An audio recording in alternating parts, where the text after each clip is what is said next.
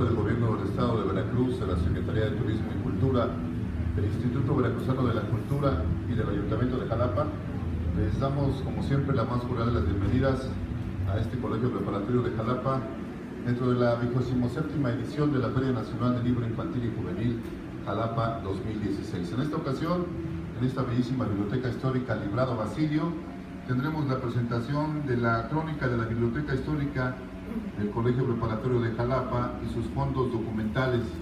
Estarán con nosotros acompañándonos Ángel Rafael Martínez Alarcón, para quien pido, como siempre, un aplauso de recibimiento.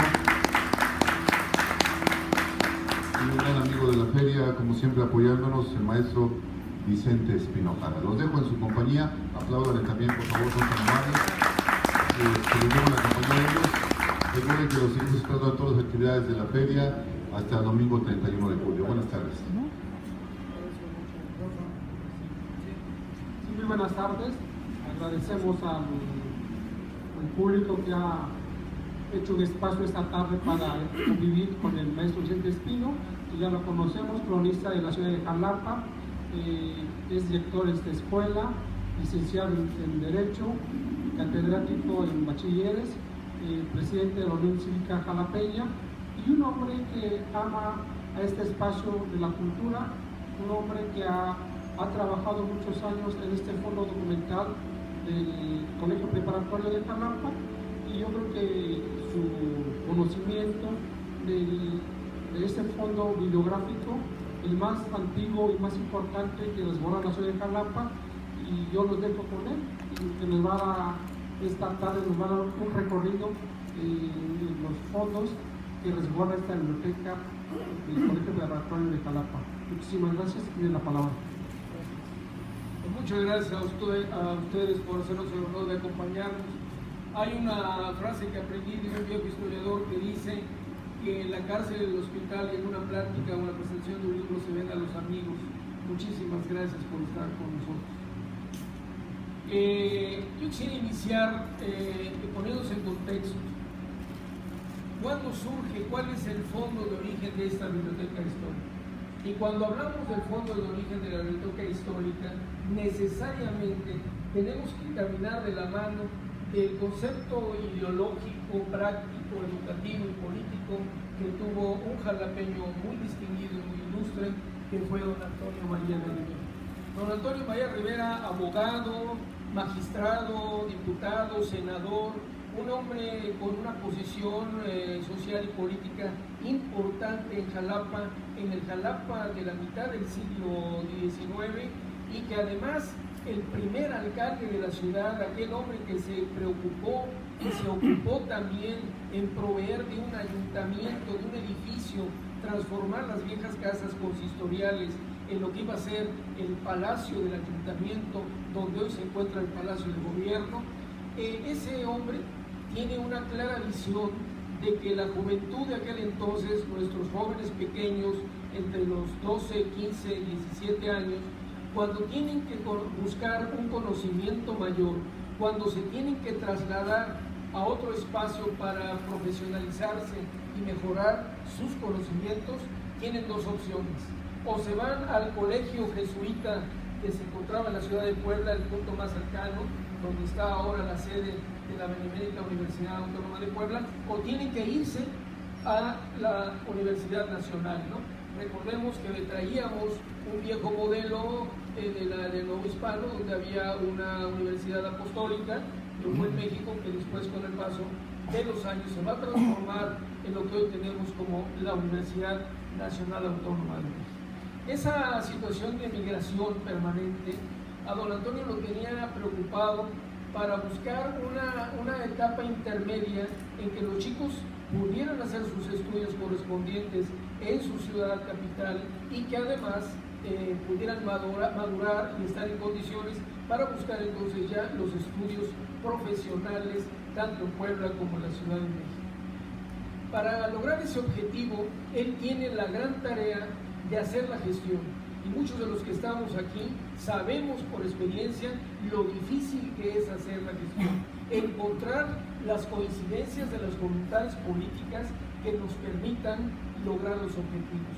Finalmente se da la coyuntura de que es presidente de la República otro jalapeño igual de distinguido en la historia nacional por sus hazañas, algunas no muy acertadas, que es Antonio López de Santa Anna. Antonio López de Santa Anna, como presidente de la República, en 1843, autoriza de común acuerdo con la gestión de María Rivera la creación del Colegio Nacional de Jalapa. Hay una reforma constitucional y normativa en materia de decretos que, por cierto, está compilada aquí en la compilación de leyes mexicanas desde la independencia hasta 1890, donde tenemos esa compilación jurídica y encontramos ahí el decreto del general Santa Anna que crea las escuelas nacionales. Estos colegios nacionales, en el Jalapa se va a proveer de uno de ellos, que es este espacio ahora extraordinario y maravilloso, y se firma lo que nosotros en el colegio, la comunidad educativa, hemos llamado el acta de nacimiento del colegio.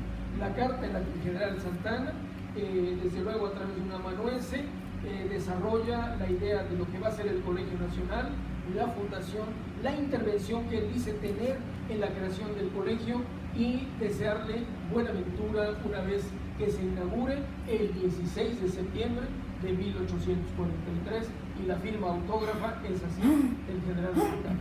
Nosotros decimos que ese documento es el acta de nacimiento de esta institución. ¿Cuál ha sido el éxito al paso de los años? Que tenemos justamente 172 años de que el colegio ha venido funcionando desde ese lejano 16 de septiembre en lo que fue el claustro del monasterio de la Orden Franciscana, que estaba en el Parque Juárez, que ahí estaba construido el monasterio y no el convento. Quiero dejarlo claro, en los conventos asisten las religiosas, las monjas, y en los monasterios están los varones, y el caso de los franciscanos son monasterios donde se congregan los varones de la Orden Franciscana. Entonces, una vez que esto se consolidó, se rehabilitó el espacio del viejo convento. Ya sabemos que incluso yo anoche leí un documento de 1832, ya la nota estadística dice que el convento ya está en ruinas y que el frontispicio y el frontón ya han sido removidos para 1832, de tal manera que el deterioro era grave, y don Antonio invierte, de acuerdo a lo que tenemos en expedientes documentales, una gran cantidad de donaciones de jalapeños que ayudan a darle un mantenimiento.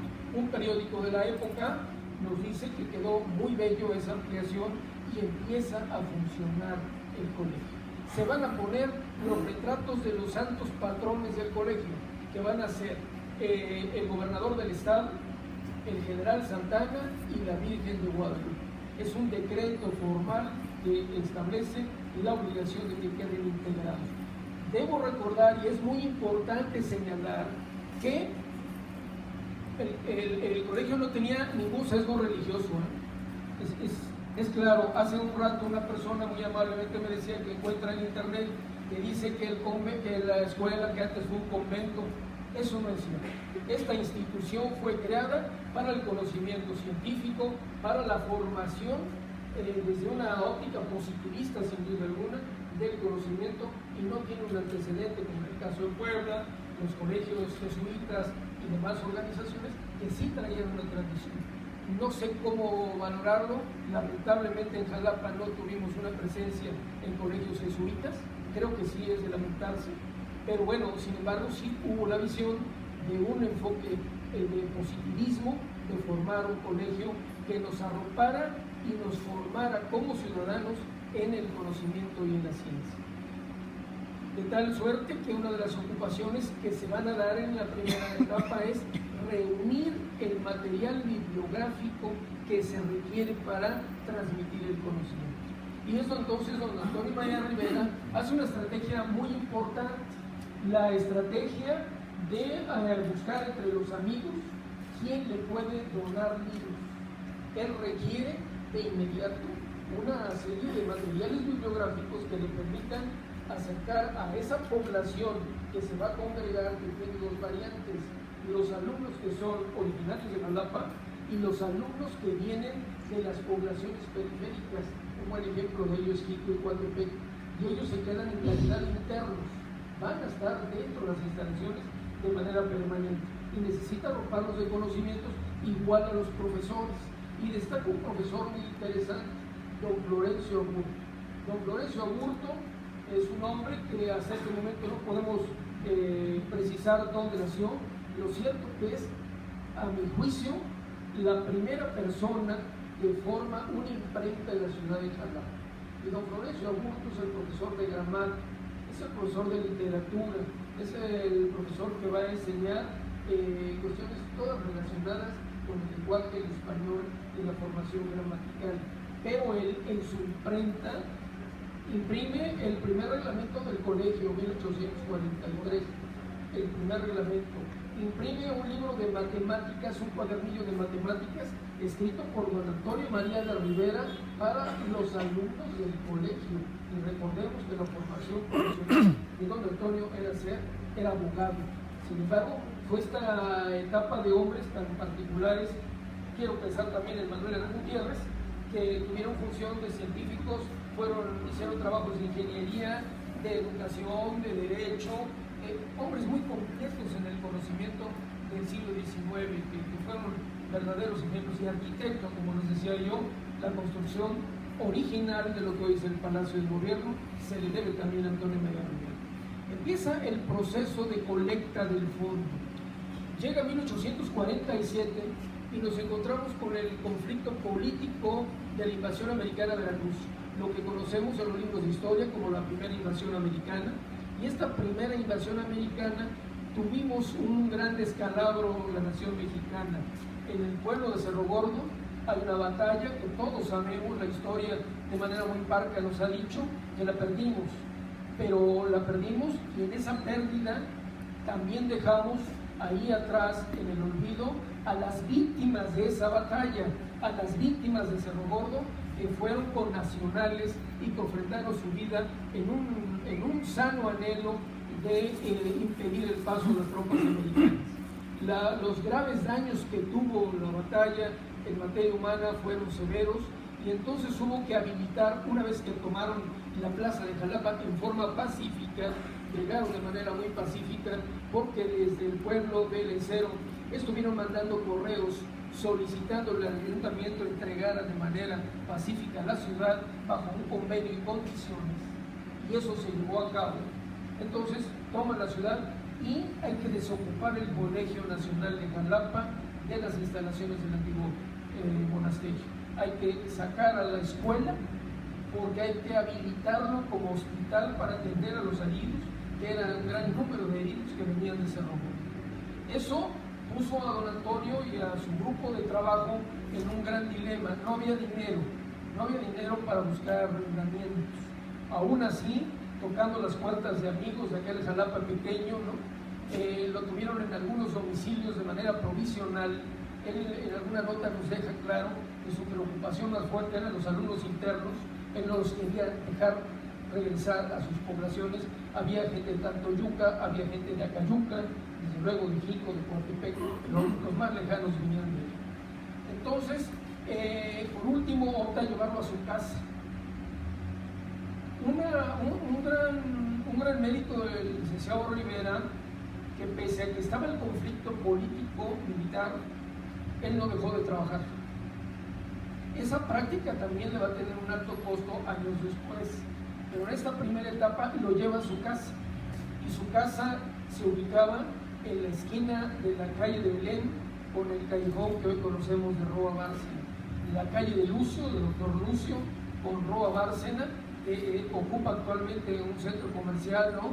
El primero de esta empresa nacional y transnacional que es Chedraui, aquí muy cerca de nosotros. Ahí estuvo funcionando hasta después de 9 meses o 10 meses en que acabó la invasión americana y que desocuparon el territorio nacional. En ese momento sabemos, por lo que hemos localizado, que retorna al viejo monasterio. No logran ya acomodarse, seguramente también las condiciones no eran ya las mejores, y entonces logra que el ayuntamiento de aquel momento le conceda de manera temporal el uso de unas viejas casas que se encontraban en el número 82 de la calle de la Amargura.